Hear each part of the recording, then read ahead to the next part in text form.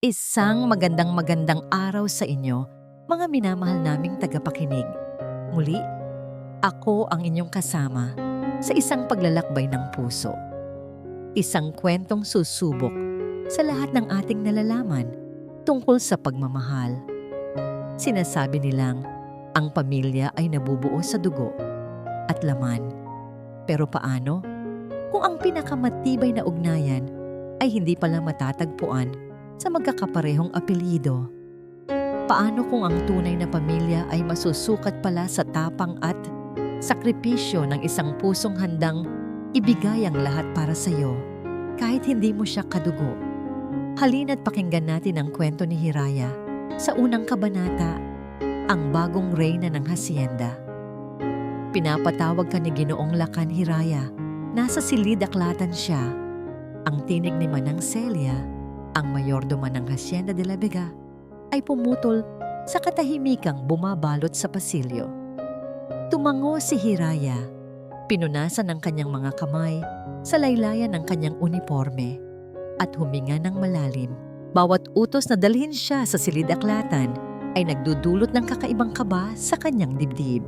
Iyon ang santuwaryo ni Ginoong Lakan. Isang lugar na bihirang pasukin ng kahit sino, isang lugar na amoy luma at mamahaling libro at amoy kalungkutan. Dahan-dahan niyang binuksan ang mabigat na pinto na gawa sa nara. Naabutan niya ang kanyang amo na nakatayo, nakatalikod sa kanya at nakatingin sa malawak na bintanang tanaw, ang walang katapusang tubuhan ng hasyenda. Si Lakan de la Vega ay isang lalaking biniyayaan ng lahat. Kayamanan, kapangyarihan, at itsura. Ngunit binawian naman ng isang bagay na hindi kayang bilhin ng pera, ang kanyang minamahal na asawang si Althea. Ginoo, marang sabi ni Hiraya, humarap si Lakan. Sa mga mata nito, nakita ni Hiraya ang pamilyar na anino ng pighati. Ngunit ngayon, may bahid ng kung anong bago, isang kislap ng pag-aalinlangan at pag-asa. Hiraya, maupo ka. Umupo si Hiraya sa gilid ng isang silyang balat. Nararamdaman ang bawat pagtibok ng kanyang puso. Alam mo kung gaano kahalaga sa akin si Tala. Panimula ni Lakan, ang kanyang boses ay malalim at seryoso. At alam ko rin kung gaano mo siya kamahal. Higit pa sa isang yaya ang turing mo sa kanya. Anak ko na po ang turing ko sa kanya, Ginoo. Halos pabulong na sagot ni Hiraya. Isang matipid na ngiti ang gumuhit sa labi ni Lakan. Kaya nga sa'yo ko ito unang sinasabi. Hiraya, mag-aasawa akong muli. Ang mga salita ay parang mga batong ibinagsak sa isang tahimik na lawa. Nagrehistro ang mga ito sa isip ni Hiraya, ngunit ang kanyang puso ay tila tumangging unawain. Muling mag-aasawa? Ang isang lalaking inakala niyang ibabaon sa limot ang pag-ibig kasama ng kanyang yumaong asawa? Alam kong nabigla ka. Pagpapatuloy ni Lakan, na tila nabasa ang kanyang iniisip. Pero kailangan ito ni Tala. Kailangan niya ng isang ina. Ang pangungusap na yon ay parang isang sampal. Kailangan niya ng isang ina. Hindi ba't ginagawa niya ang lahat upang punan ang puwang na yon? Ang bawat pag-aalaga, bawat yakap, bawat kantang pampatulog, hindi pa ba sapat ang mga iyon? Ngunit sino ba siya para questionin ang desisyon ng kanyang amo? Isa lamang siyang hamak na katulong. Naiintindihan ko po, Ginoo. Ikinagagalak ko po para sa inyo. Pilit niyang sabi, kahit ang bawat salita ay parang mga bubog sa kanyang lalamunan. Lumabas si Hiraya ng silid-aklatan na may bigat sa kanyang dibdib. Dumiretso siya sa hardin kung saan alam niyang naglalaro si Tala.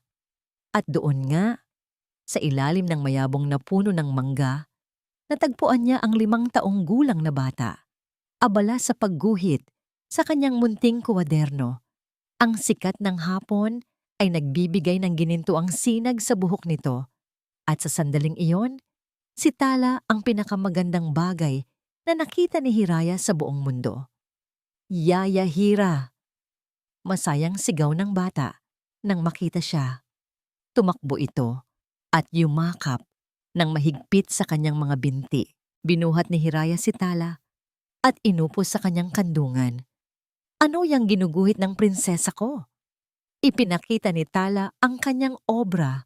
Isang larawan iyon ng dalawang figura na magkahawak kamay sa ilalim ng isang bahaghari, isang malaki at isang maliit. Si Yaya Hira at si Tala. Niyakap ni Hiraya ang bata ng napakahigpit. Napakaganda naman. Mahal na mahal ni Yaya si Tala. Mahal na mahal din po ni Tala si Yaya Hira. Sabi ng bata, isinubsob ang mukha sa leeg ni Hiraya. Pagkatapos ng ilang sandali ng katahimikan, nagsalita itong muli. Yaya Hira, ikaw lang po ang yaya mami ko, di ba? Wala nang iba? Ang tanong ay parang isang karayom na tumusok sa puso ni Hiraya. Paano niya sasabihin sa inosenteng batang ito na sa lalong madaling panahon, isang estranghero ang darating upang angkinin ang titulong iyon? Ilang araw ang lumipas na puno ng alingaw-ngaw at paghahanda. Hanggang sa dumating ang araw na yon, isang makintab at itim na sasakyan ang marahang pumasok sa magaspang na daan ng hasyenda, na tila isang itim na hiyas sa gitna ng alikabok. Huminto ito sa tapat mismo ng malaking pinto ng mansyon.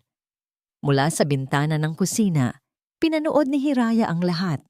Si Lakan, na suot ang kanyang pinakamagandang barong, ay personal na pinagbuksan ng pinto ang kanyang panauhin. At mula roon ay lumabas ang isang babae. Si Marilag Silvestre ay parang isang diwata na bumaba mula sa langit. Ang kanyang damit ay simple, ngunit mamahalin. Ang kanyang buhok ay nakapusod ng perpekto, at ang kanyang mukha ay parang inukit ng isang anghel.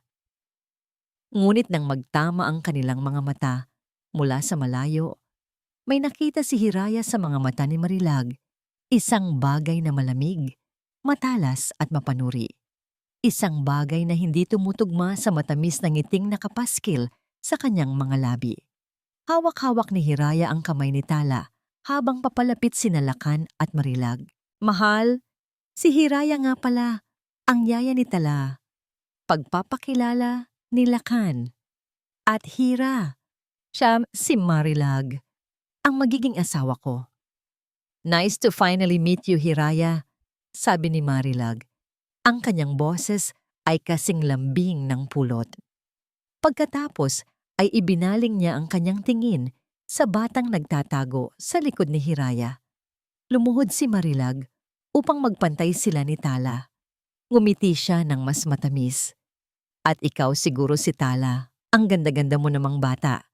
Hindi kumibo si Tala. Mas lalo lamang humigpit ang kapit nito sa palda ni Hiraya. Hindi natinag si Marilag. Simula ngayon, ako na ang mami mo. Ngunit sa halip na sumagot, umiling si Tala, tumakbo sa likod ni Hiraya at niyakap ng mahigpit ang bewang ng kanyang yaya. Sa isang iglap, isang segundo na marahil ay si Hiraya lang ang nakapansin. Ang perpektong nangiti sa mukha ni Marilag ay naglaho. Napalitan ito ng isang halos hindi mahahalata, ngunit matalim na kislap ng inis.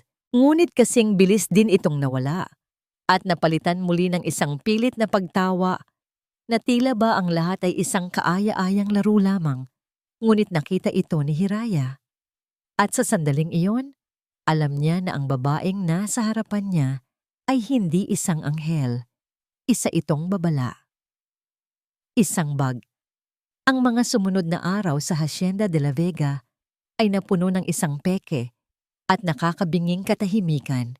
Sa harap ni Lakan, si Marilag ay ang perpektong may bahay at nagsusumikap na ina. Siya ang nag-aayos ng mga bulaklak sa florera, siya ang pumipili ng menu para sa hapunan, at siya ang laging may matamis na ngiti at malambing na yakap para salubungin ang pagod na si Lakan mula sa opisina. Ngunit kapag si Lakan ay nakatalikod na, ang hasyenda ay nagkakaroon ng ibang klima. Isang klimang malamig at mapanganib na si Hiraya lang ang tila nakakaramdam. Isang hapon, Masayang pumasok si Marilag sa silid tulugan ni Tala. Bitbit ang isang malaking kahon na nakabalot sa kulay rosas na papel. Tala, may sorpresa sa'yo si Mami Marilag. Masayang sabi nito. Napatigil sa paglalaro si Tala sa sahig, kung saan kausap nito ang kanyang paboritong laruan. Isang luma at medyo kalbo ng robot na De Susi. Regalo mula sa kanyang yumaong ina. Napatingin si Hiraya na nooy nagtutupi ng mga damit ng bata.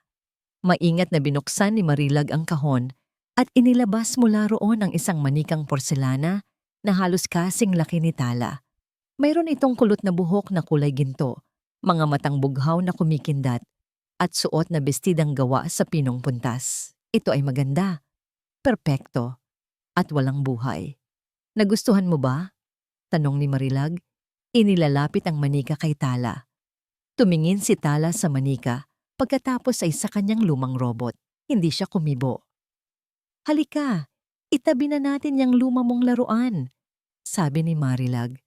At sa isang mabilis na kilos, kinuha niya ang robot mula sa sahig. Hiraya, utos niya, habang iniaabot ang robot na tila nandidiri. Itapon mo na to, masyado nang madumi, at baka may sakit pang madulot kay Tala. Pero ma'am, nagsimulang tumutol si Hiraya. Regalo po yan sa kanya ni Ma'am Althea. Ang pagbanggit sa pangalan ng unang asawa, ni Lacan, ay nagpabago sa ekspresyon ni Marilag. Ang kanyang hongnang ngiti ay nanatili, ngunit ang kanyang mga mata ay nag-aapoy sa galit. Kaya nga, panahon na para palitan ang mga bagay na galing sa nakaraan. Hindi ba Tala? Mas maganda naman itong bago mong baby doll. Ngunit umiling si Tala at may namumuong luha sa kanyang mga mata. Ayoko po. Gusto ko po si Robico. Isang buntong hininga ng inis ang pinakawalan ni Marilag bago ito muling ngumiti ng pilit. Sige na Hiraya, gawin mo na ang sinabi ko. Walang nagawa si Hiraya kundi kunin ang robot. Habang paalis, narinig niya ang pilit na pag-amo ni Marilag sa umiiyak na si Tala. Sa halip na itapon, itinago ni Hiraya ang robot sa ilalim ng kanyang sariling kama. Pakiramdam niya, isang piraso ng kaluluwa ng bata ang kanyang inililigtas. Ang hinala ni Hiraya ay mas lalo pang lumalim isang gabi. Habang papunta siya sa kusina para kumuha ng isang basong tubig, napadaan siya sa bahagyang nakaawang na pinto ng hardin. Doon, sa dilim, naaninag niya ang anino ni Marilag, may kausap sa telepono. Ang boses nito ay hindi malambing at mahinahon. Ito ay mababa, galit, at puno ng pagbabanta. Sinabi ko nang bigyan niyo pa ako ng panahon. Pabulong ngunit mariing sabi ni Marilag. Malapit na. Konting-konti na lang. Huwag niyo akong susubukan. Ito na ang huling pagkakataon ko. Naiintindihan niyo ba? Huli na to. Mabilis na umatras si Hiraya. Ang kanyang puso ay dumadagundong. Utang?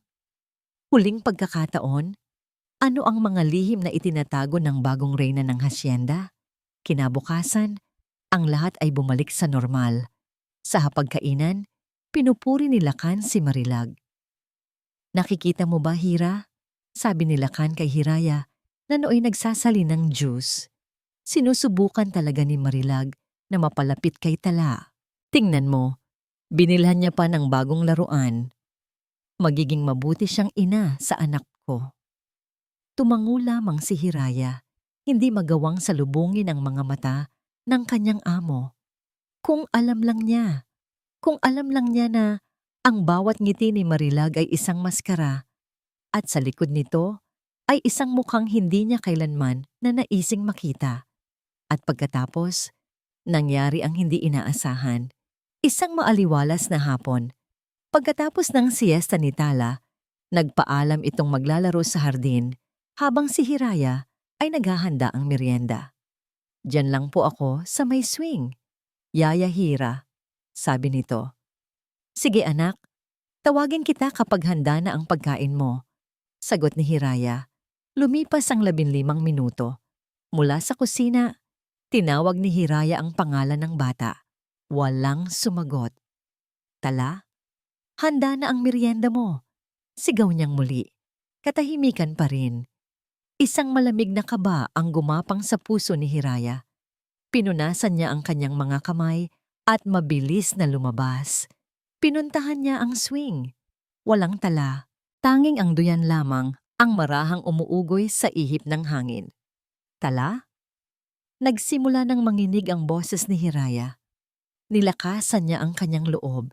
Marahil ay nagtatago lamang ito. Tala, labas na. Hindi magandang biro iyan.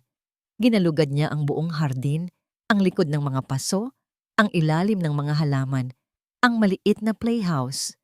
Walang tala. Bawat segundo, ang kanyang paghinga ay nagiging mas mabigat. Ang kanyang puso ay tila pinipiga. Bumalik siya sa loob ng bahay. Ang kanyang mga hakbang ay mabilis at malakas. Manang Celia, nakita niyo po ba si Tala? Umiling ang matandang mayordoma. Hindi Hira. Hindi ba't nasa hardin lang siya? Ang kaba ay napalitan ng purong takot. Tumatakbo na ngayon si Hiraya. Binubuksan ang bawat silid, sumisilip sa ilalim ng bawat kama, sumisigaw ng isang pangalan. Tala! Tala anak! Nasaan ka? Ang kanyang mga sigaw ay umalingaw-ngaw sa malaking bahay, isang desperadong tunog sa gitna ng katahimikan ng hapon. Umabot ang kanyang sigaw sa sala, kung saan nagkakape sina Lakan at Marilag. Anong nangyayari? Kunot noong tanong ni Lakan. Kasabay nito, bumagsak si Hiraya sa sala. Humahagulgol, ang kanyang muka ay basang-basa ng luha at pawis. Ginoo, si Tala po. Wala siya, hindi ko po siya makita. Napatayo si Lakan. Ang kanyang muka ay namutla. Ngunit bago pa man siya makakilos, si Marilag ay tumakbo papalapit kay Hiraya. Ang mukha nito ay isang perpektong maskara ng pag-aalala at takot. Ano? Anong ibig mong sabihin na wala siya? Ngunit sa isang saglit, sa ilalim ng nag-aagaw na dilim at liwanag ng papalubog na araw, nasulyapan ni Hiraya ang isang bagay na nagpakilabot sa kanya. Bago pa man bumuhos ang mga luha sa mata ni Marilag, bago pa man manginig ang kanyang mga labi, nakita ito ni Hiraya. Isang ngiti, isang mabilis, panandalian, at kontentong nangiti na agad ding nabura at napalitan ng isang pagtangis na puno ng pagkukunwari. Ngunit nakita ito ni Hiraya. At sapat na yon. Tala! Nasaan ang anak ko? Sigaw ni Hiraya, ngunit ang kanyang mga mata ay nakatitig kay Marilag. Puno ng isang bagong damdamin. Hindi na lang hinala, kundi kasiguraduhan. Ang hasyenda, na dati isang pugad ng kapayapaan, ay naging isang magulong sentro ng operasyon sa loob lamang ng isang oras.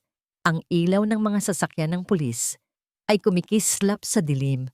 Ang kanilang mga sirena ay panandaliang umalingaw-ngaw bago pinatay bilang respeto sa pamilya. Nagsimula ang isang malawakang paghahanap sa buong lupain ng mga De La Vega. Bawat sulok ng tubuhan ay sinisiyasat, bawat puno ay sinusuri. Sa gitna ng lahat ng ito, si Marilag ay gumanap sa kanyang papel ng buong husay. Nakakapit siya sa braso ni Lakan.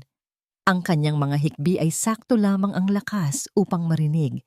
Ang kanyang mga luha ay tila hindi natutuyo.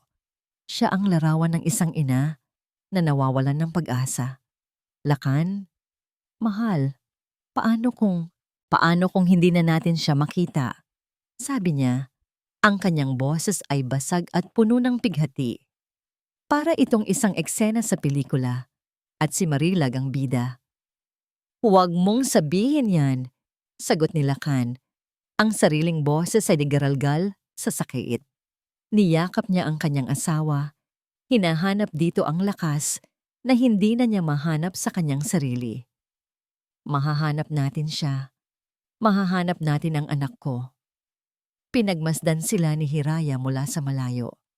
Habang ang bawat tauhan sa hasyenda at bawat pulis ay abala sa paghahanap sa labas, Isang boses sa loob ni Hiraya ang nagsasabing mali ang kanilang ginagawa. Hindi nawawala si Tala sa paraang iniisip nila. Hindi siya kinuha ng isang estranghero. Ang sagot ay nasa loob mismo ng mansyon. Nararamdaman niya iyon, kasing sigurado ng pagtibok ng kanyang puso. Dahan-dahan siyang tumalikod mula sa kaguluhan at pumasok muli sa tahimik na bahay. Ang bawat hakbang niya ay mabigat. Dumiretso siya sa silid ni Tala, na ngayon ay tila isang malamig at malungkot na lugar na walang buhay. Ang amoy ng bata, amoy gatas at pulbos, ay naroon pa rin. At iyon ay parang isang sundang na lalong humiwa sa kanyang puso. Umupo siya sa gilid ng kama. Anong gagawin niya? Paano niya sisimulan? Ang kanyang mga mata ay gumala sa paligid. Hinahanap ang kahit anong maliit na bagay na hindi tama. At doon, sa ilalim ng kama, may nakita siyang isang piraso ng papel na bahagyang nakausli. Kinuha niya ito.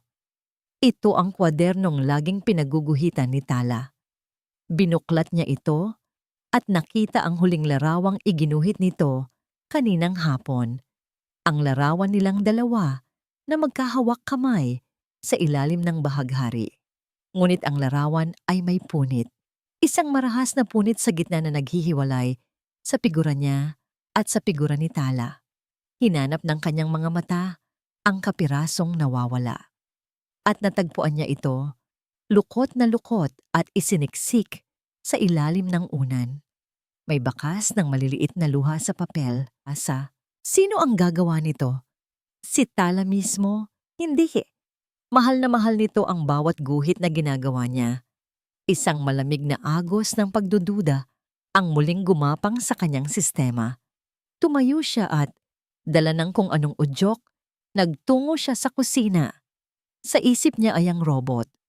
Ang robot na ipinatapon sa kanya ni Marilag. Binuksan niya ang basurahan sa ilalim ng lababo. Umaasang hindi pa ito na itatapon ng ibang kasambahay. At naroon nga, nakasiksik sa pagitan ng mga balat ng prutas at iba pang basura. Ang robot na si Robbie. Ang huling alaala ni Tala sa kanyang tunay na ina. Dinampot ito ni Hiraya. Nanginginig ang mga kamay. Niyakap niya ang robot na para bang si Tala mismo ang hawak niya at hinayaan ang mga luhang kanina pa niya pinipigilan na bumagsak. Ito na. Hindi ito nagkataon lamang. Ang punit na larawan, ang itinapong laruan, ito ay mga mensahe. Ito ay mga piraso ng katotohanan. Hawak ang mga ebidensya. Tumakbo siyang muli palabas. Hinahanap si Lakan. Naabutan niya ito, malapit sa gate. Kausap ang hepe ng pulisya. Si Marilag ay nasa tabi pa rin nito. Nakakapit na parang linta. Ginoo! Tawag ni Hiraya. Hingal na hingal. Napalingon si Lakan. Ang kanyang muka ay pagod at puno ng iritasyon. Hiraya, ano na naman ito? Ipinakita ni Hiraya ang punit na papel at ang maruming robot. Ginoo, tingnan niyo po. Nakita ko po ito sa kwarto ni Tala. Pinunit po ang drawing namin at ang robot na bigay ni Ma'am Althea, itinapon po sa basurahan. Hindi po ito gagawin ni Tala. May ibang gumawa po nito. Tumingin si Lakan sa mga hawak ni Hiraya. Pagkatapos sa isa mukha ni Hiraya, bago pa man siya makapagsalita, humakbang si Marilag. Lakan, mahal. Malambing ngunit may diin na sabi ni Marilag. Hinahaplos ang braso ng asawa. Hayaan mo na si Hiraya. Pagod lang siya.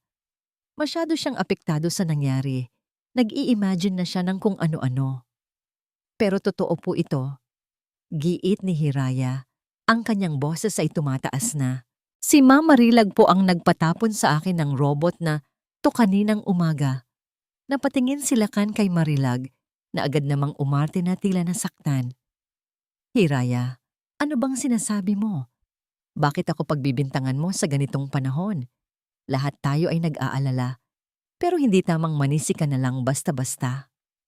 Bumaling si Lakan kay Hiraya At sa mga mata nito, nakita ni Hiraya hindi ang pag-unawa, kundi ang pagkadismaya.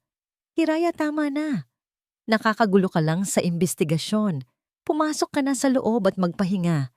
Hayaan mo na ang mga pulis na gawin ang trabaho nila. Ang mga salita ni Lakan ay parang isang pader na humarang sa harapan niya. Tinalikuran siya nito at muling hinarap ang mga pulis. Gumuho ang mundo ni Hiraya. Wala siyang kakampi. Walang naniniwala sa kanya. Habang marahan siyang tumatalikod, ang puso ay durog na durog. Narinig niya ang boses ni Marilag na bumubulong sa hepe ng pulisya. Sapat lang ang lakas para marinig niya. Hepe, pasensya na po kayo sa yaya namin. Nitong mga nakaraang araw po kasi, medyo hindi na naging matatag ang kanyang pag-iisip. Palagi siyang balisa. At sa totoo lang po, tingin ko ay nagseselo siya sa relasyon namin ni Tala. Baka lang po makatulong sa investigasyon ninyo. Napatigil si Hiraya. Ang lamig na kanyang naramdaman ay higit pa sa hamog ng gabi. Ito ang lamig ng pagkakanulo. Hindi lang siya binaliwala.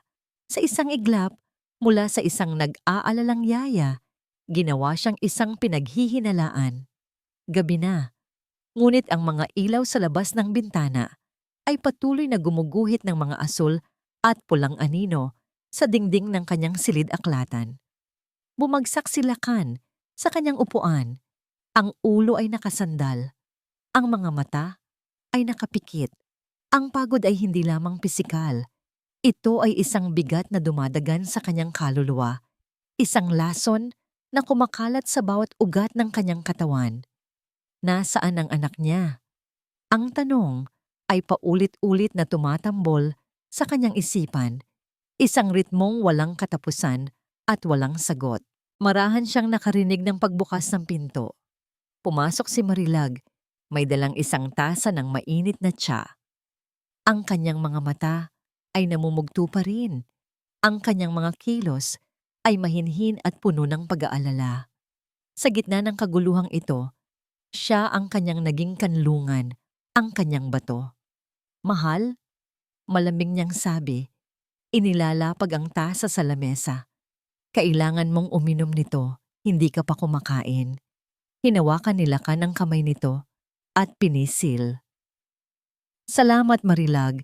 Hindi ko alam ang gagawin ko kung wala ka. Umupo si Marilag sa isang maliit na upuan sa tapat niya. Sa halip ng ngumiti, isang anino ng pag-aalala ang lalong gumuhit sa kanyang mukha. Lakan, may bumabagabag sa akin. Ano yon? Nag-atubili siya na tila ayaw nang dagdagan pa ang kanyang mga problema. Hindi ko sana ito babanggitin, pero tungkol kay Hiraya. Napakunot ang noo ni Lakan. Ano ang tungkol sa kanya? Huminga ng malalim si Marilag. Ang mga mata ay nagbabadyang muling lumuha. Naalala mo ba nung una tayong nagkita dito sa hasyenda? Sinabi niya sa akin ng patago na hinding-hindi niya hahayaang may pumalit sa pwesto niya sa puso ni Tala. Noong una, binaliwala ko lang yon. Akala ko, natural lang na maging protective siya. Pero ngayon, natigil siya, hinayaang mabitin sa hangin ang kanyang mga salita.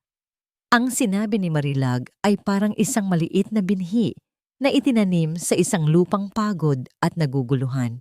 Agad itong nag-ugat. Naalala ni Lakan ang reaksyon ni Hiraya nang sabihin niya ritong mag-aasawa siyang muli. Hindi ito kasing saya ng inaasahan niya. At kanina lang, ang desperadong pagbibintang nito sa kanya. Hindi, mabilis na sabi ni Lakan na tila sinusubukan ding kumbinsihin ang sarili. Mahal ni Hiraya si Tala, hindi niya kayang saktan ang anak ko. Ang pagmamahal ay isang makapangyarihang bagay, Lakan. Malumanay na sagot ni Marilag. Minsan, kapag sobra na, nagiging pag-aari na, nagiging mapanganib. Hindi ko siya sinisisi. Nag-aalala lang ako para sa kanya at para kay Tala. Ang mga salita ni Marilag na binalot sa kunwari pag-unawa at pag-aalala ay mas mabisa pa kaysa sa isang direktang akusasyon. Biglang nagbago ang lahat sa isip ni Lakan. Ang pagmamahal ni Hiraya kay Tala, hindi na niya ito nakita bilang purong pagkalinga, kundi bilang isang mapanganib na obsesyon. Tumayo siya, isang bagong determinasyon ang pumalit sa kanyang pagod. Kakausapin ko siya. Hinanap niya si Hiraya at natagpuan sa kusina, nakaupo sa isang sulok, yakap-yakap ang sariling mga tuhod. Ang hitsura nito ay kahabag-habag, ngunit hindi na habag ang naramdaman ni Lakan, kundi hinala. Hiraya, sabi niya, at ang kanyang boses ay malamig at walang emosyon. Nag-angat ng tingin si Hiraya, ang mga mata ay puno ng pag-asa nang makita siya. Ngunit agad itong napawi nang makita ang ekspresyon sa kanyang mukha. Nasaan ka noong hapon na nawala si Tala? Diretsong tanong ni Lakan. Napatanga si Hiraya. Po? Gino, nasa kusina po ako. Naghahanda ng merienda niya. May nakakita ba sa'yo? Si Manang Celia po. Dumaan siya. Pero saglit lang po. Bakit mo itinago ang robot kung ipinatapon na ito ni Marilag? Bawat tanong ay parang isang sampal. Dahil mahalaga po iyon kay Tala. Ayaw ko po siyang masaktan. O dahil gusto mong magtanim ng galit si Tala sa bago niyang ina? Ang huling tanong ay tumama ng buong bigat. Napanganga si Hiraya, hindi makapaniwala sa kanyang naririnig. Ginoo, hindi ko po magagawa yan. Ngunit hindi na nakinig si Lakan. Tumalikod na siya. At kinabukasan, ang mga pulis na dating nagtatanong sa lahat ay nakatuon na lamang sa iisang tao. Dinala si Hiraya sa silid-aklatan. At doon, formal siyang tinanong ng 2 imbestigador. Ang mga tanong ay hindi na pangkalahatan. Ang mga ito ay matutulis at personal. Totoo bang hindi ka sang-ayon sa pagpapakasal ni Ginoong Lakan? Saan mo dinala ang bata, Hiraya? Makipagtulungan ka na lang. Mas mapapabuti ang kalagayan mo. Umiling lang ng umiling si Hiraya. Ang mga luha ay muling dumadaloy sa kanyang pisngi. Wala siyang isasagot dahil wala siyang kasalanan. Ngunit paano niya ipaglalaban ang sarili kung ang taong pinagkakatiwalaan niya ay siya pang unang humatol sa kanya? Pagkatapos ng interogasyon, para siyang isang multo sa loob ng mansyon. Iniiwasan siya ng tingin ng ibang mga kasambahay. Kapag pumapasok siya sa isang silid, biglang humihinto ang mga bulungan. Siya ay mag-isa. Ibinukod ng lahat. Pumasok siya sa kanyang maliit na kwarto at isinara ang pinto. Doon, sa wakas, bumigay na siya. Humagulgol siya ng walang tunog. Ang kanyang katawan ay nanginginig sa sakit at kawalan ng pag-asa. Kinuha niya ang robot mula sa ilalim ng kama at niyakap ito ng mahigpit. Si Robbie, ang tanging natitirang koneksyon niya kay Tala. Tala anak, nasaan ka na ba? Hikbi niya. Patawarin mo si Yaya. Hindi kita mahanap. Walang naniniwala sa akin. Ngunit habang yakap niya ang malamig na plastik na laruan, isang bagong damdamin ang unti-unting pumalit sa kanyang pagdurusa. Galit. Isang matuwid na galit. Hindi siya pwedeng sumuko. Hindi siya pwedeng maupo na lang dito at umiyak. Habang si Tala ay nasa panganib, kung walang tutulong sa kanya, siya mismo ang kikilos. Kung walang maniniwala sa kanya, gagawa siya ng paraan para paniwalaan siya. Pinunasan niya ang kanyang mga luha, ang kanyang mga mata. Kahit namumugto, ay mayroon ng bagong apoy. Kailangan niyang mag-isip. Kailangan niyang balikan ang lahat. Ang ngiti ni Marilag. Ang itinapong robot. Ang pagiging nerbyoso nito. Saan? Saan sa bahay na ito siya pinakakakaiba kumilos? At pagkatapos, isang alaala ang pumasok sa kanyang isip. Ang silid ng mga alaala. Ang silid na para lamang kay Althea. Ang silid na laging nililinis ni Marilag ng personal na ayaw nitong ipagalaw sa iba. Isang silid na puno ng nakaraan. Isang nakaraang gustong-gustong burahin ni Marilag. Isang malakas na kutob ang bumayo sa kanyang dibdib. Dahan-dahan siyang tumayo. Ang determinasyon ay nagpapatatag sa kanyang mga tuhod. Kailangan niyang pumunta roon. Kailangan niyang makita. Marahan niyang binuksan ang pinto ng kanyang silid at sumilip. Walang tao sa pasilyo. Gabi na at karamihan ay nasa labas pa rin. Nagpapatuloy sa walang saysay na paghahanap. Sa dulo ng pasilyo, naroon ang pinto ng silid ng mga alaala. Nagsimula siyang maglakad. Bawat hakbang ay maingat at tahimik. Habang papalapit siya, may naaninag siyang liwanag mula sa bahagyang nakaawang na pinto.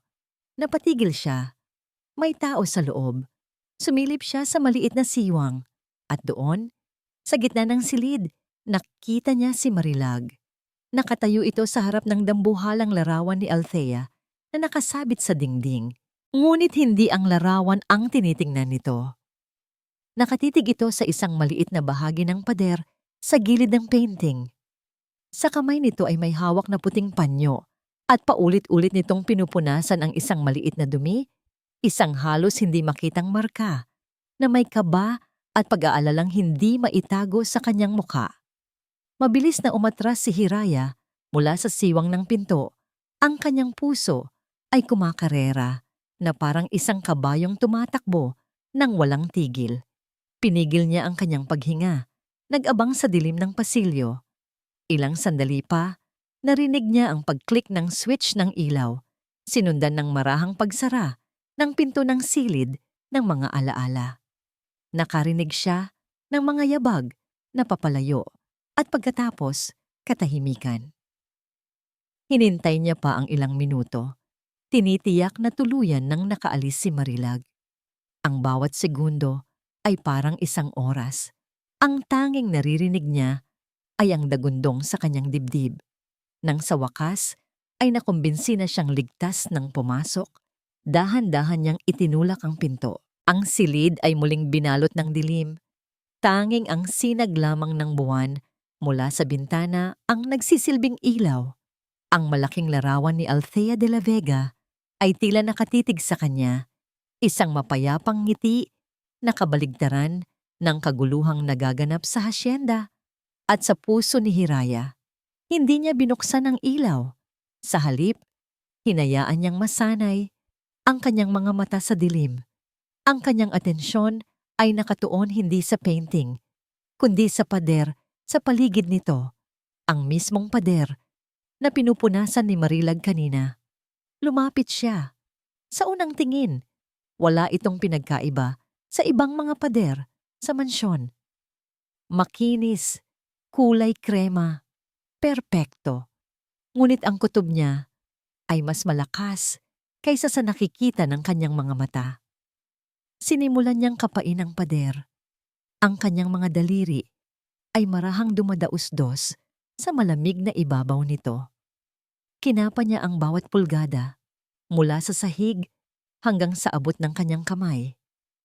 Malapit sa kanang gilid ng frame ng painting, bigla siyang napatigil. May naramdaman siyang kakaiba. Isang halos hindi mahahalata. Napakanipis na linya. Isang siwang na perpektong isinara, ngunit hindi sapat para hindi maramdaman ng isang kamay na naghahanap. Sinundan ng kanyang mga daliri ang linya. Paakyat, pagilid, pababa. Isang perpektong rektanggulo. Isang pinto. Isang pinto na itinago sa likod ng isang makapal na layer ng pintura. Napaurong si Hiraya. Ang kanyang paghinga ay halos mapatid. Ang kanyang utak ay nagsimulang magdugtong-dugtong ng mga bagay-bagay. Ang kakaibang kilos ni Marilag, ang pag-aalala nito sa isang maliit na dumi sa pader, ang silid ng mga alaala, isang lugar na puno ng nakaraan ni Althea, ang perpektong lugar para itago ang isang bagay na gustong-gusto niyang mawala, ang anak ni Althea. Hindi maari. Masyadong karumal-dumal. Masyadong malupit. Walang sino man ang gagawa niyon. Ngunit ang mukha ni Marilag, ang mukha sa likod ng maskara, ay muling sumagi sa kanyang isipan. Oo, kaya niya itong gawin. Nanginginig ang buong katawan. Muli siyang lumapit sa pader. Idinikit niya ang kanyang tainga sa malamig na ibabaw, sa mismong lugar kung saan niya natagpuan ng siwang. Pinakinggan niya ng mabuti. Sinasala ang bawat tunog, ang huni ng mga kuliglig sa labas, ang ugong ng hangin, ang sarili niyang malakas na pagtibok ng puso. At pagkatapos, narinig niya ito. Isang tunog na napakahina, halos isang bulong lamang ng hangin, isang pagsinghot, isang maliit, kahabag-habag na tunog ng isang batang umiiyak ng tahimik sa dilim. Ang buong mundo ni Hiraya ay huminto. Ang hangin ay nawala sa kanyang mga baga. Titala? Halos hindi lumabas na bulong mula sa kanyang mga labi. Ang pagsinghot mula sa loob ay biglang tumigil na para bang nagulat. Inilapit pa ni Hiraya ang kanyang mukha sa pader. Ang kanyang mga mata ay lumuluhana. Tala, anak, si Yaya Hira mo to. Ilang segundo nang nakabibinging katahimikan. At pagkatapos, isang boses. Isang boses na basag, nanginginig, at puno ng takot. Ngunit walang dudang yun ang boses na gabi-gabi niyang pinapatulog sa kanyang mga bisig. Yaya! Hira! Isang malakas na hikbi ang kumawala kay Hiraya. Isang tunog ng pinaghalong sakit at ginhawa. Totoo nga. Ang kanyang pinakamasamang bangungot ay totoo. Naroon lang si Tala sa loob. Ilang pulgada lang ang layo sa kanya, ngunit nakakulong sa likod ng isang ang lakas na nagmula sa kanyang pagkakatuklas ay nagtulak kay Hiraya na tumakbo. Ang kanyang mga paa ay halos hindi sumasayad sa sahig. Wala siyang ibang nasa isip kundi ang makarating sa silid ni Lakan, ang magdala ng tulong, ang wakasan, ang bangungot na ito. Hindi na mahalaga kung maniniwala ito sa kanya o hindi. Ang katotohanan ay nasa likod na ng pader at kailangan na lamang nitong mabuksan. Hindi na siya kumatok. Itinulak niya ng buong lakas ang pinto ng silid tulugan ng mag-asawa. Ginoo! Sigaw niya. Ang kanyang boses ay nanginginig sa pinaghalong takot at pag-asa.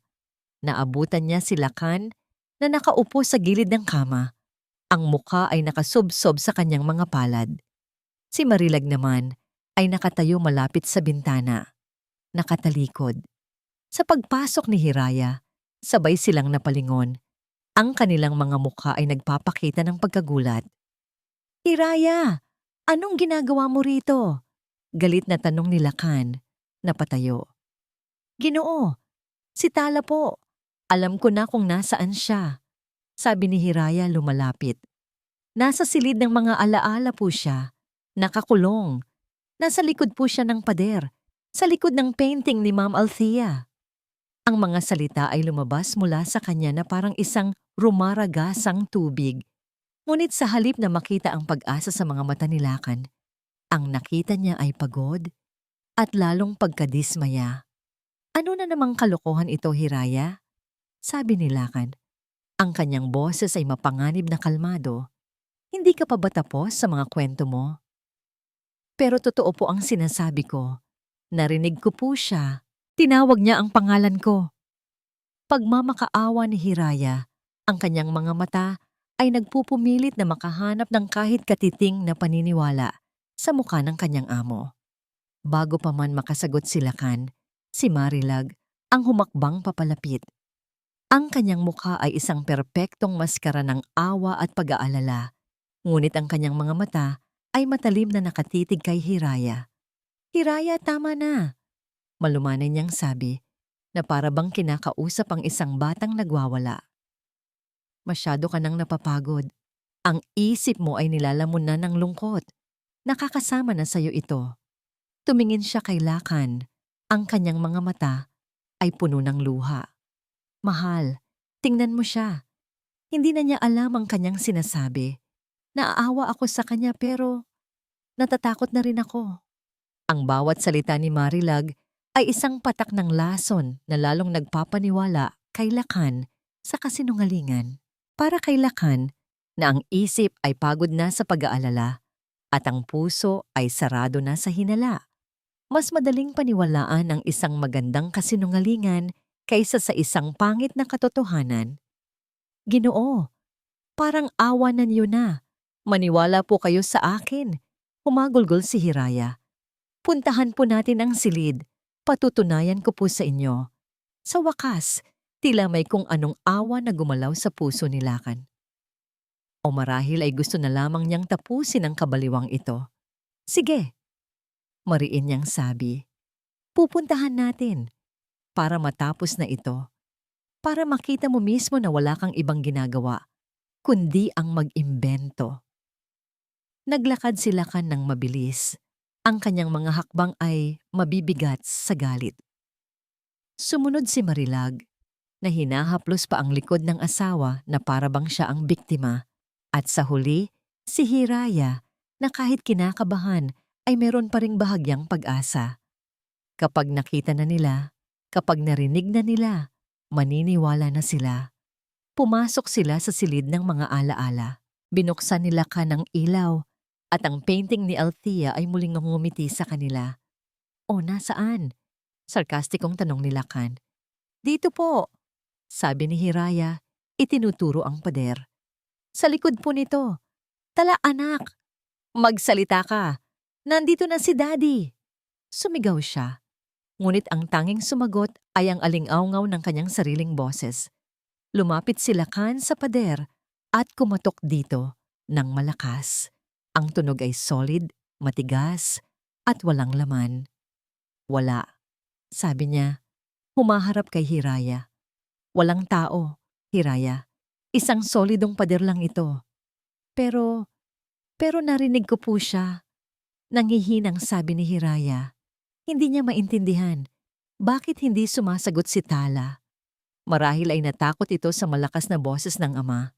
O marahil ay tinakot na ito ni Marilag na manahimik.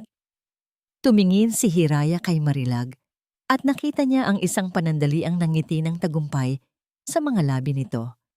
Isang ngiting nagsasabing, panalo na ako.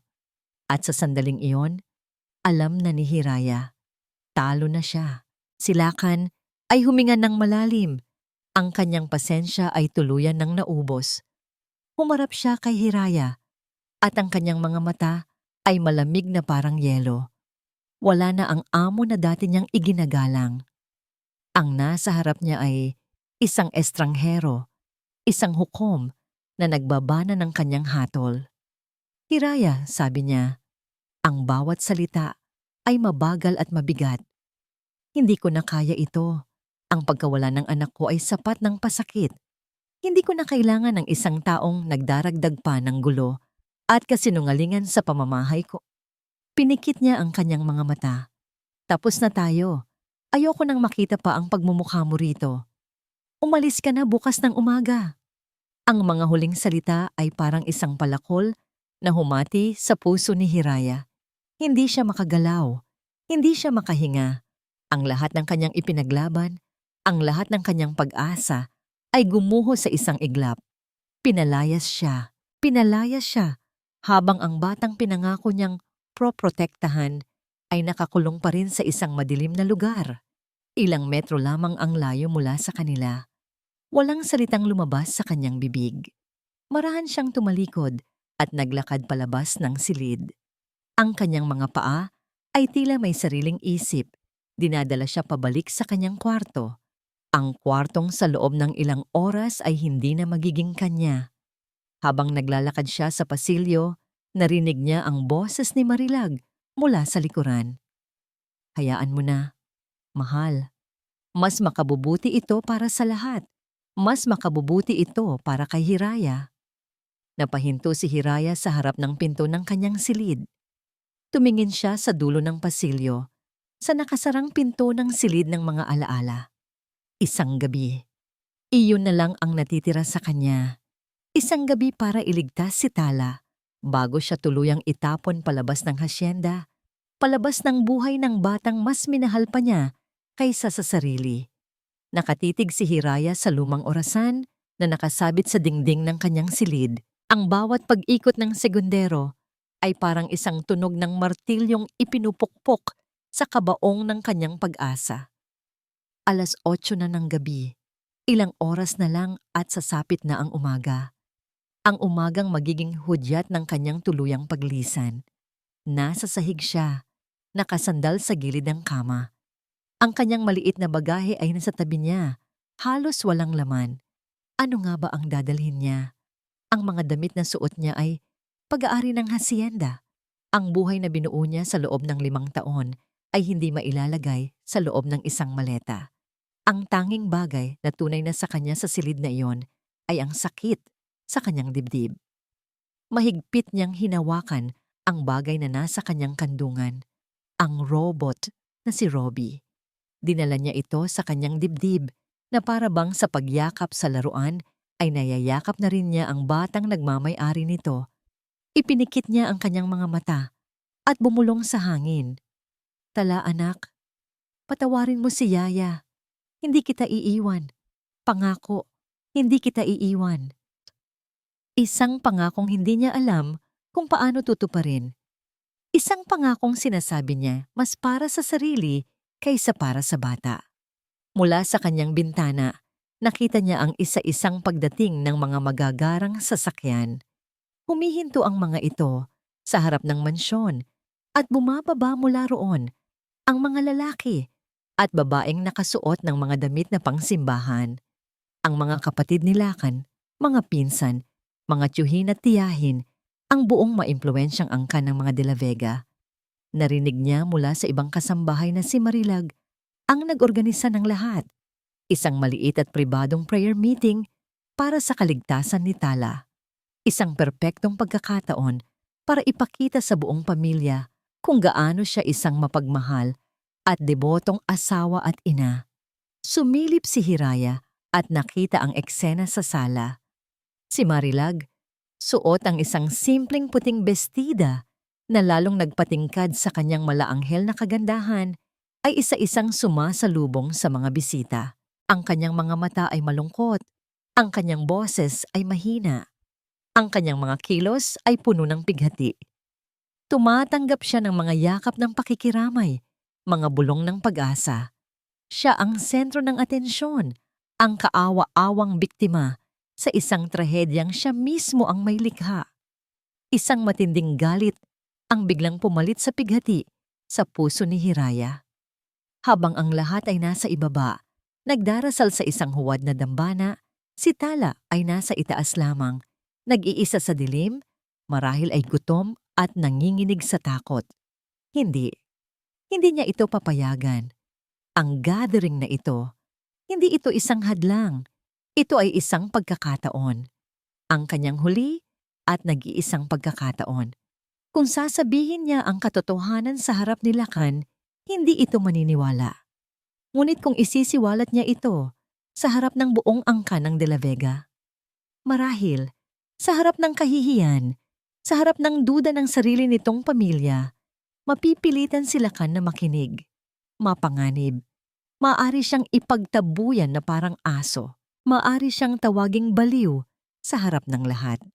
Maaari siyang lalong idiin sa kasalanang hindi niya ginawa. Ngunit ano pa ba ang mawawala sa kanya? Wala na. Pinalayas na siya. Ang tanging natitira sa kanya ay ang pangakong binitiwan niya sa isang batang walang kalaban-laban. Tumayo si Hiraya. Ang kanyang mga tuhod ay nanginginig, ngunit ang kanyang mga mata ay puno ng isang matatag at nag-aapoy na determinasyon. Tumingin siyang muli sa robot na hawak niya. Hindi lang ito isang laruan. Ito ang simbolo ng pagmamahal ng isang tunay na ina. Ito ang kanyang magiging sandata. Huminga siya ng malalim. Pinupuno ang kanyang mga baga ng tapang na hinugot niya mula sa kaibuturan ng kanyang pagmamahal kay Tala. Inayos niya ang kanyang gusot na uniforme. Pagkatapos, binuksan niya ang pinto ng kanyang silid at humakbang palabas. Ang bawat hakbang sa mahabang pasilyo ay isang laban sa pagitan ng takot at determinasyon. Ang mga bulungan ng dasal mula sa sala ay papalakas ng papalakas habang siya'y papalapit. Iligtas mo po siya. Ibalik mo po siya sa amin. Napatigil siya sa bukana ng sala nasa anino kung saan hindi pa siya nakikita. Nagsasalita ang isang matandang babae, marahil ang ina ni Lakan. Napakabuti ng iyong puso, Marilag. Isang biyaya ka sa aming pamilya. Iyon na ang hudyat. Mula sa anino, humakbang si Hiraya patungo sa liwanag. Naglakad siya papunta sa gitna ng silid, sa gitna ng bilog ng mga nagdarasal. Isa-isang napansin ang kanyang presensya. Ang mga bulong ay huminto. Ang mga ulo ay lumingon. Ang isang silid na puno ng malungkot na panalangin ay biglang nabalot ng isang nakabibinging katahimikan. Lahat ng mata ay nasa kanya. Ang mga matang nagtataka, nagagalit, at nanghuhusga. Nakita niya ang pagbabago sa mukha ni Lakan. Mula sa pagkalito, naging purong galit ito. Nakita niya ang pagkagulat sa mukha ni Marilag na mabilis na palitan ng isang malamig na pagbabanta. Ngunit hindi nagpatinag si Hiraya. Itinaas niya ang kanyang baba, ang kanyang mga mata ay nakatuon lamang kina Lakan at Marilag. Ang kanyang mga kamay ay mahigpit na nakahawak sa robot na si Robbie. Ang kanyang boses ay nanginginig, ngunit malinaw at malakas nang siya'y magsalita.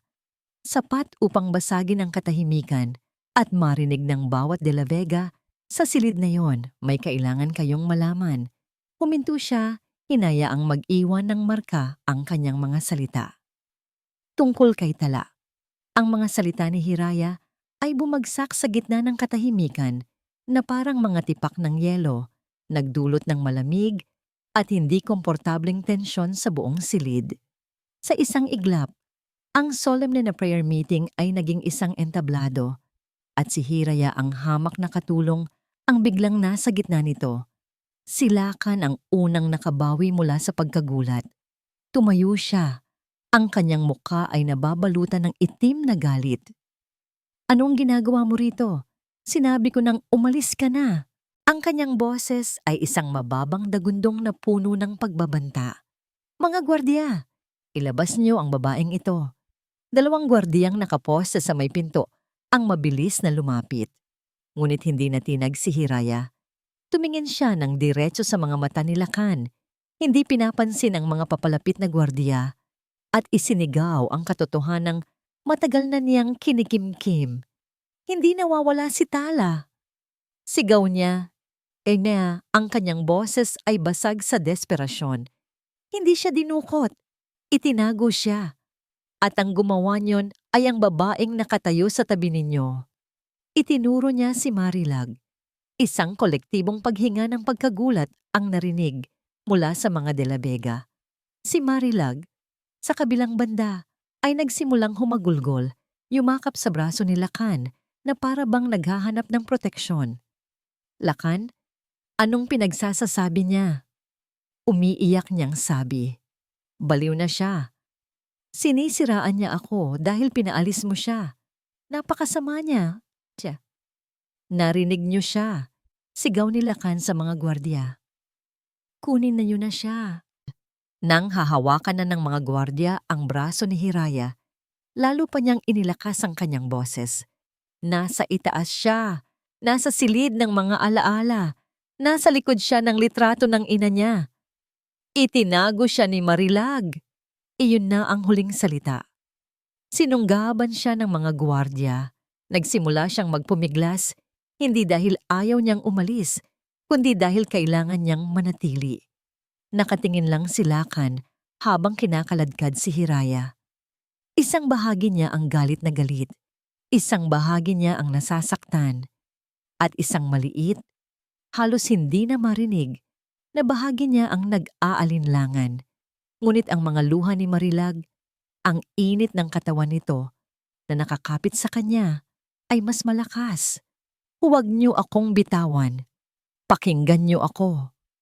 Patuloy na sigaw ni Hiraya. Sa gitna ng pagpupumiglas, nadulas mula sa nanginginig na kamay ni Hiraya ang hawak niyang laruan, ang lumang robot. Gumulong ito sa makintab na sahig na gawa sa marmol at bumagsak ng may malakas na kalansing sa paanan ng isang mesang salamin. Isang klik. At pagkatapos, isang tunog. Isang tunog na hindi inaasahan ng lahat. Isang tunog na pumutol sa lahat ng sigawan at iyakan. Isang tunog na nagpatigil sa buong mundo. Isang himig. Isang pamilyar na himig ng lulabay. At pagkatapos, isang boses. Isang boses ng babae, malambing at puno ng pagmamahal, kumakanta kasabay ng himig. Tulog na, bunso kong mahal. Ang tala sa langit, ika'y babantayan. Napahinto ang mga gwardiyang may hawak kay Hiraya. Napahinto sa pag-iyak si Marilag. Lahat ng mga mata sa silid ay napako sa maliit at sirang robot na nasa sahig. Ngunit si Lakan, hindi lang siya napahinto. Para siyang tinamaan ng kidlat. Ang kanyang paghinga ay nanigas sa kanyang lalamunan. Ang kanyang puso ay biglang tumigil sa pagtibok. Kilala niya ang boses na yon. Iyon ang boses ni Althea. Mga alaala.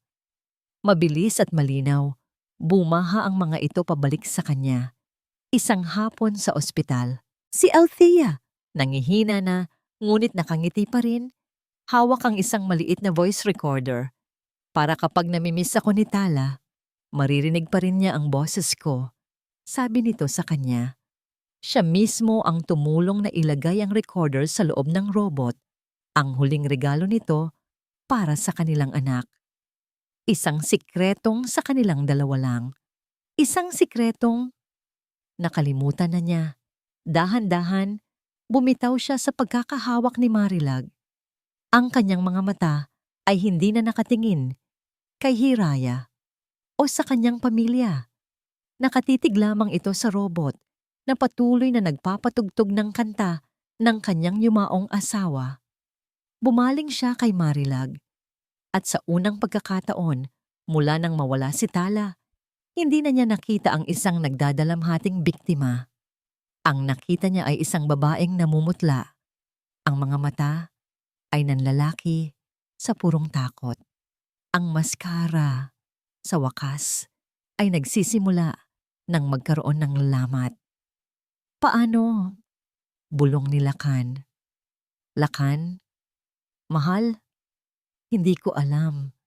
Baka sira lang yan. Nauutal na sabi ni Marilag.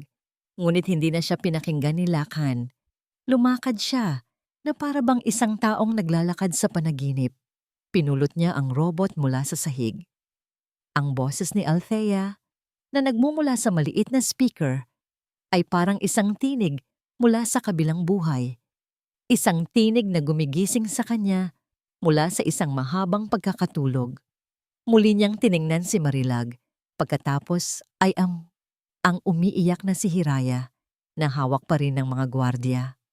At pagkatapos, ang kanyang mga mata ay tumingin sa itaas, sa direksyon ng hagdanan, sa direksyon ng silid ng mga alaala. Ang sinabi ni Hiraya, ang boses ni Althea, ang takot sa mga mata ni Marilag, ang mga pira-pirasong katotohanan na kanina lang ay magugulo, ay biglang nag-ugnay-ugnay, bumubuo ng isang larawang napakapangit at nakakakilabot. Iginawi niya ang kanyang kamay. Bitawan niyo siya. Utos niya sa mga gwardiya. Ang kanyang boses ay nanginginig sa isang emosyong hindi pa niya naramdaman kailanman. Binitiwan ng mga gwardiya si Hiraya. Tumingin si Lakan kay Marilag. Ang kanyang mga mata ay nanlilisik na ngayon sa sakit ng isang katotohanang unti-unti niyang natatanggap. Anong ibig sabihin nito, Marilag? Tanong niya. Ang bawat salita ay mabigat at puno ng isang malamig na akusasyon. Hindi na hinintay ni Lakan ang sagot. Ang katotohanan ay hindi na manggagaling sa mga labi ng isang sinungaling. Ito ay naghihintay na lamang na matuklasan. Bit-bit ang kumakantang robot. Tumalikod siya at tumakbo paakyat ng hagdanan. Ang kanyang mga hakbang ay mabibigat at mabilis. Ang mga De La Vega na nasa sala ay naiwang tulala. Hindi alam kung ano ang gagawin. Ngunit ang kuryosidad at pag-aalala ay mas nanaig. Isa-isa, nagsimula silang sumunod kay Lakan. Ang kanilang mga bulungan ay lumilikha ng isang alingawngaw ng pag-aalinlangan at takot. Sumunod din si Hiraya. Ang puso ay sabay na kinakabahan at umaasa. Ang tanging hindi gumalaw ay si Marilag. Naiwan siyang nakatayo sa gitna ng sala, biglang nag-iisa. Ang kanyang maskara ng pagiging biktima ay tuluyan ng gumuho, inilalantad ang isang mukhang puno ng gulat at pagkatalo. Sa isang iglap, napagtanto niya, tapos na ang laro.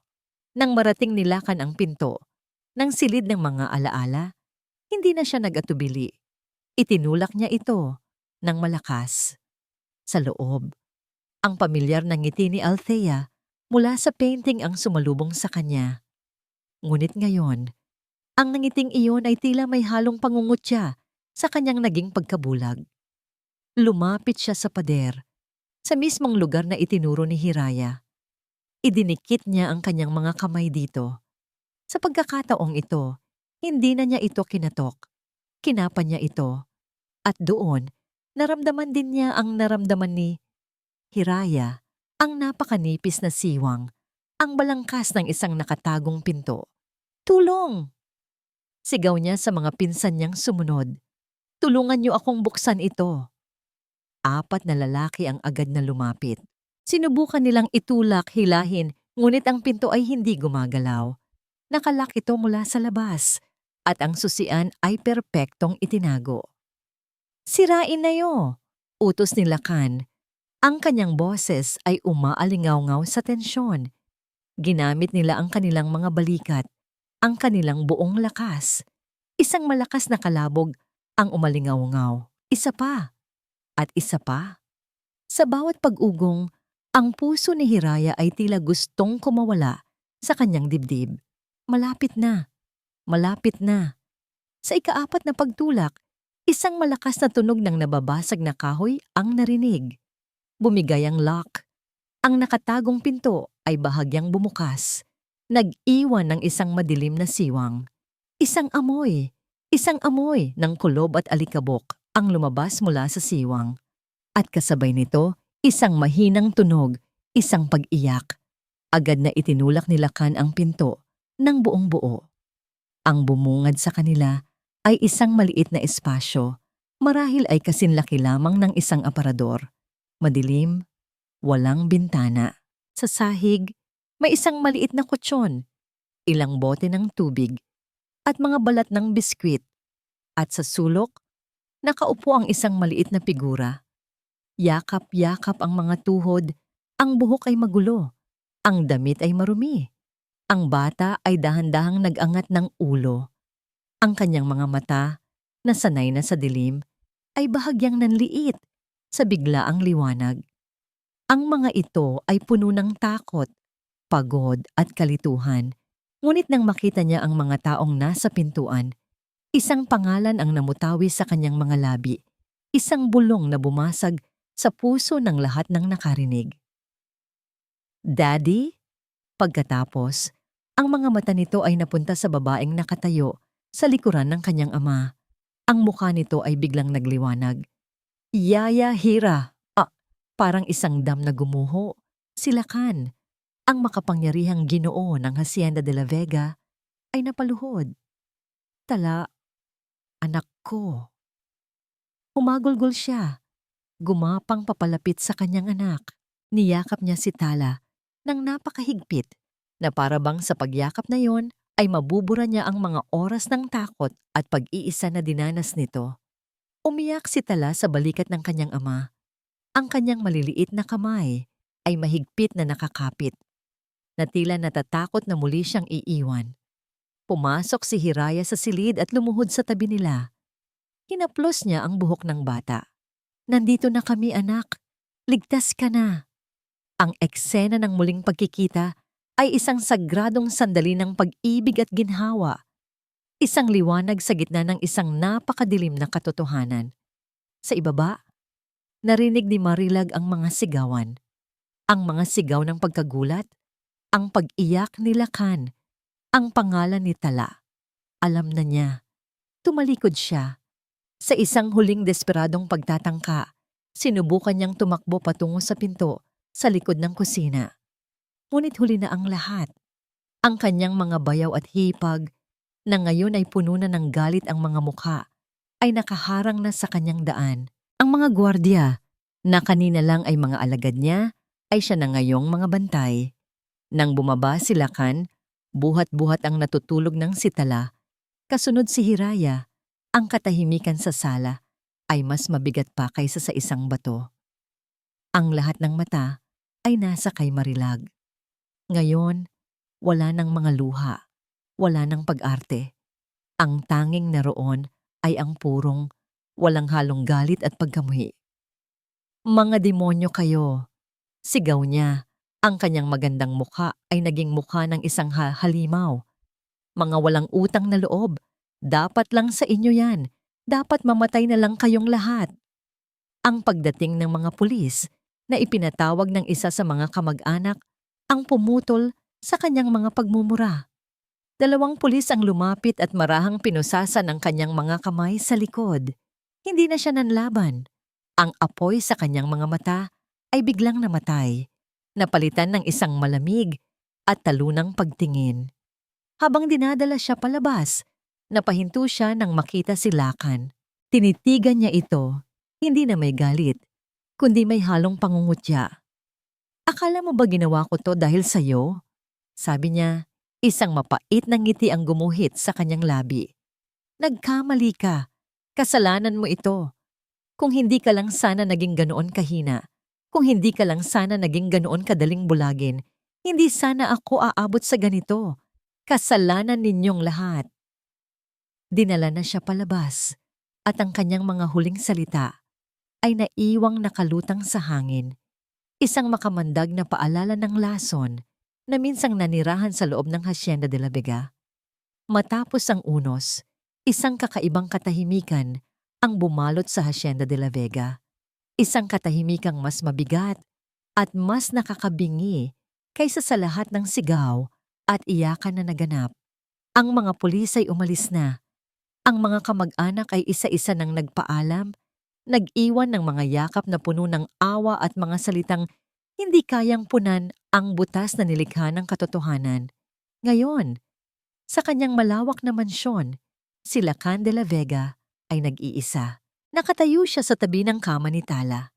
Ang bata ay mahimbing na natutulog, ngunit kahit sa pagtulog, ang anino ng takot ay naroon pa rin. Paminsan-minsan, ang maliliit nitong kamay ay biglang kumukuyom. Ang noo ay kumukunot. At sa bawat pagkakataon, isang pangalan ang binubulong nito na parang isang panalangin. Yaya Hira. Bawat pagbanggit sa pangalang yon ay parang isang suntok sa sikmura ni Lakan, isang paalala ng kanyang katangahan, isang paalala ng kanyang pagkukulang. Paano niya nagawang pagdudahan ang babaeng mas nakakakilala pa sa kanyang anak kaysa sa kanya? Paano niya nagawang paniwalaan ang mga matatamis na kasinungalingan ng isang halimaw habang isinasantabi ang mapapait na katotohanan mula sa isang taong wala namang ibang ipinakita kundi katapatan? Ang mga alaala ng mga huling araw ay bumalik sa kanya na parang mga multo. Ang malamig niyang mga tanong kay Hiraya, ang pagkadismaya sa kanyang mga mata nang iharap nito sa kanya ang katotohanan, ang mga huling salita na binitiwan niya. "Umalis ka na bukas ng umaga." Isang nakakasukang pakiramdam ng pagsisisi ang bumara sa kanyang lalamunan. Siya, ang makapangyarihang Lakan de la Vega, na kayang kontrolin ang libu-libong ektarya ng lupain, ay naging isang bulag na tau-tauhan sa sarili niyang pamamahay. Ang babaeng pinagkatiwalaan niya ng kanyang puso ay siya palang wawasak nito. At ang babaeng tinuring niyang isang hamak na katulong ay siya palang magliligtas sa kanila. Dahan-dahan niyang hinaplos ang buhok ng kanyang anak. "Patawarin mo si Daddy, anak," bulong niya. Tumayo siya. May kailangan siyang gawin. May kailangan siyang itama. Naglakad siya patungo sa silid ni Hiraya. Ang pinto ay bahagyang nakaawang.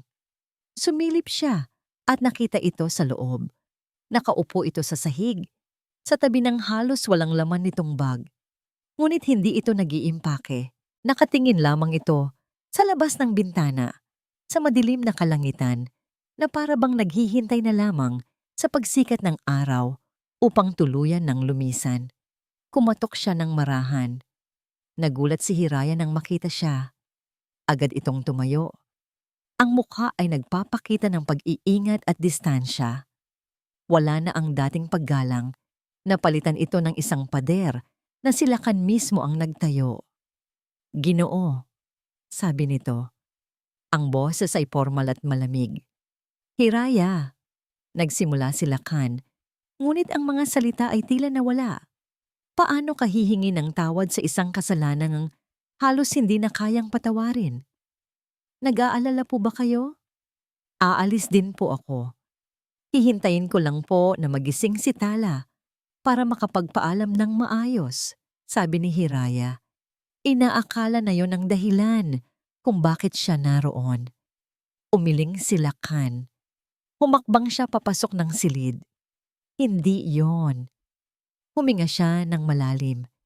Tumingin siya ng diretso sa mga mata ni Hiraya. Hinahayaan itong makita ang lahat ng sakit at pagsisisi na naroon. "Hiraya, wala akong sapat na salita para sabihin kung gaano ako nagsisisi." Ang kanyang boses ay basag. "Patawarin mo ako." Hindi kumibo si Hiraya. Nakatingin lamang ito sa kanya. Ang mga mata ay tila sinusuri ang kanyang kaluluwa. "Naging bulag ako." Pagpapatuloy ni Lakan. "Naging tanga. Pinakinggan ko ang mga kasinungalingan dahil iyon ang gusto kong marinig. Binaliwala ko ang katotohanan dahil masakit itong harapin. At dahil doon, muntik nang mapahamak ang anak ko at nasaktan kita ng lubos." Tumingin siya sa sahig, hindi makayanan ang titig ni Hiraya. "Utang ko sa iyo ang buhay ng anak ko. Utang ko sa iyo ang lahat. Isang utang na hindi ko kayang bayaran kahit anong gawin ko." Sa wakas, nagsalita si Hiraya. Ang kanyang boses ay mahina, ngunit malinaw. "Hindi niyo po kailangang bayaran, Ginoo. Ginawa ko po yon dahil mahal ko si Tala. Yun lang po yon." Ang simpleng katotohanan yon ay mas lalong nagpabigat sa dibdib ni Lakan. Nag-angat siya ng tingin. Ang kanyang mga mata ay puno ng isang desperadong pakiusap. Kung ganon, nagsimula siyang muli. Ang boses ay nanginginig. "Huwag kang umalis, Hira." Napakunot ang noo ni Hiraya. "Huwag kang umalis," inulit ni Lakan. Mas malakas ngayon. "Hindi bilang yaya, kundi bilang bahagi ng pamilya. Dito ang tahanan mo. Kung gugustuhin mo, kailangan ka namin ni Tala. Kailangan kita."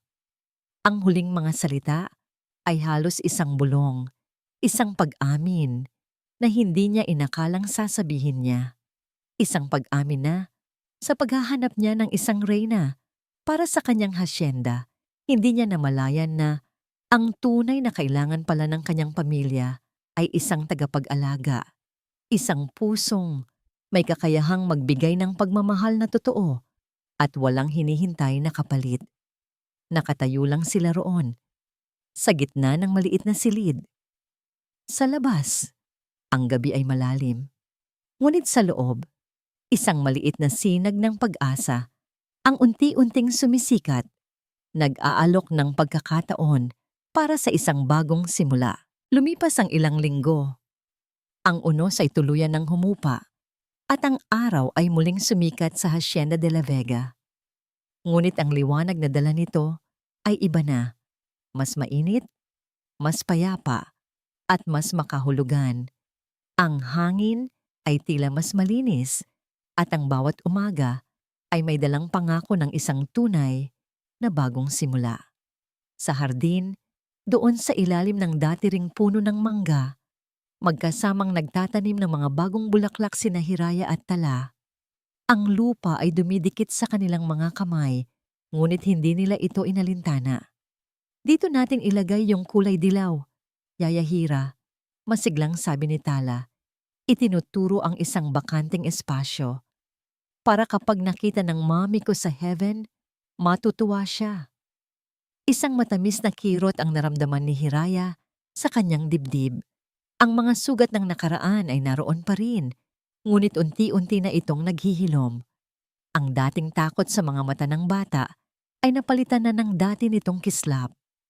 Ang tawa nito, na panandaliang ninakaw ng dilim, ay muling umalingaw-ngaw sa buong hasyenda. At para kay Hiraya, iyon ang pinakamagandang musika sa buong mundo. Oo naman anak, nakangiting sagot ni Hiraya. Siguradong matutuwa ang mami mo. Habang abala sila sa pagbubungkal ng lupa, isang anino ang tumabon sa kanila. Nag-angat sila ng tingin at nakita sila Kan. May daladalang isang pitsel ng malamig na orange juice at 3 baso. Nakasuot lamang ito ng simpleng puting t-shirt at maong, malayo sa dating Ginoo na laging nakaopisina at tila hindi maaabot.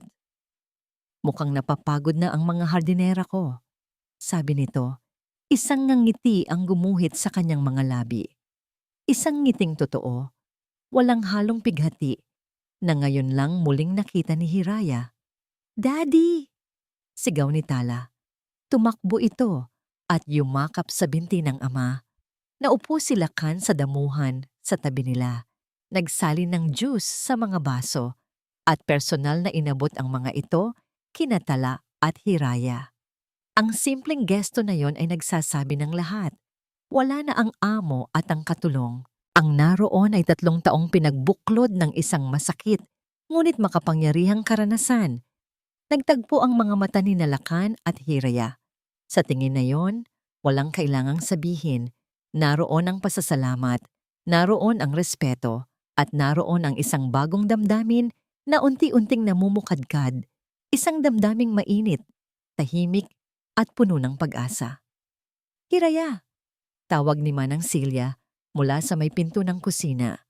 May sulat ka! Nagulat si Hiraya. Bihira siyang makatanggap ng sulat. Lumapit si Manang Silya at iniabot sa kanya ang isang sobre.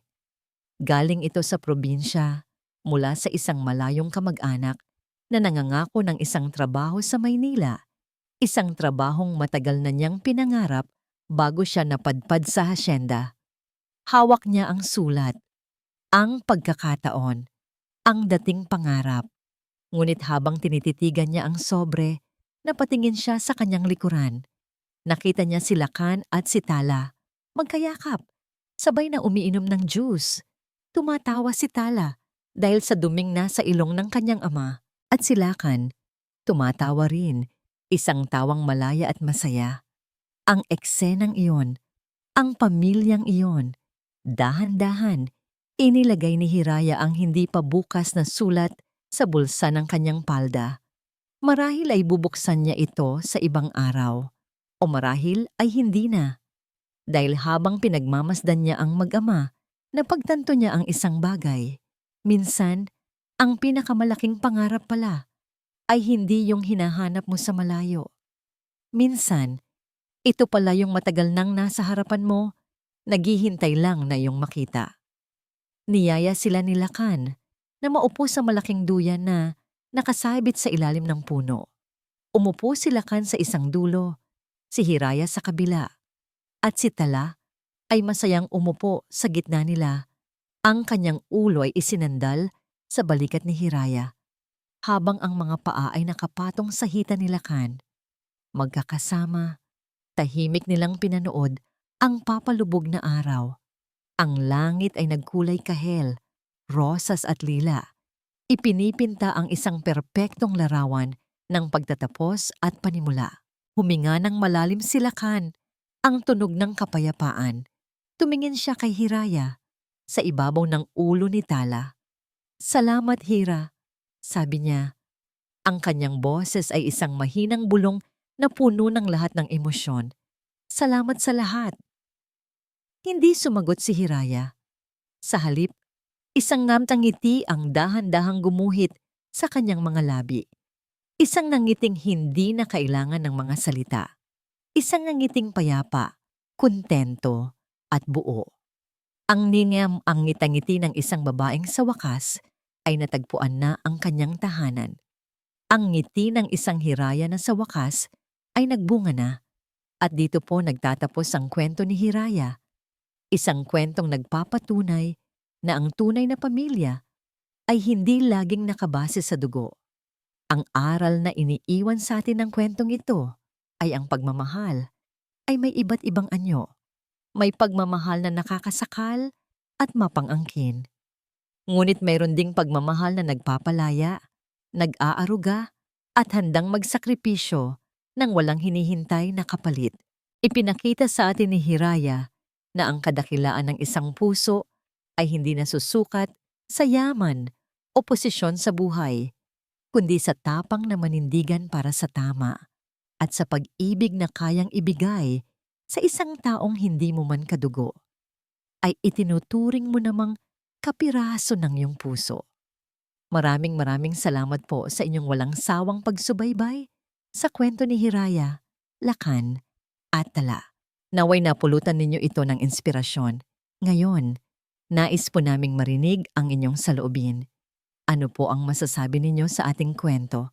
At anong uri naman ng kwento ang gusto ninyong mapakinggan sa susunod? I-comment lamang po sa ibaba. Hindi dito nagtatapos ang ating paglalakbay. Marami pa pong kwentong kasing ganda at mas puno ng aral dito sa aming channel. Kung nagustuhan nyo ang kwentong ito, i-like, i-share sa pamilya at mga kaibigan, at mag-subscribe na rin para lagi kayong updated sa mga susunod pa naming kwento. I-click nyo ang notification bell para kayo ang unang makarinig kapag may bago kaming upload. Pagpalain po kayo ng Panginoon, kayo at ang inyong buong pamilya. Hanggang sa muli.